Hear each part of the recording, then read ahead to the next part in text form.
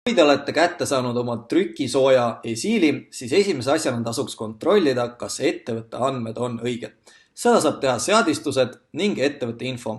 Klikin peale ning avaneb ettevõtte infokaart. Siin siis tuleks kontrollida, et nimetus on õige, aadress on õige, üles laadida ettevõtte logo ning ka muu telefon, email, veebileht. Seda informatsiooni hakatakse väljaprintidel kasutama. Samamoodi tuleb siia lisada pangakontode info, mida saab kasutada arve jaluses.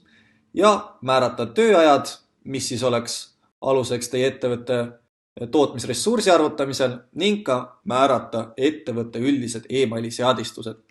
Kui siin kõik info on kontrollitud ja sisestatud, siis tuleks kohe ka lisada tootjad. Siia kindlasti tuleks panna teie enda ettevõtte, kui te esiilis hakkate tootmist tegema ning kui te soovite jälgida algtootjat teatud artiklite puhul, näiteks ostate mööblinurkasid nii Bauhofist kui ehituse ABC-st, aga teie jaoks on oluline, kes see tootja on, näiteks Arras, siis lisage see ka siia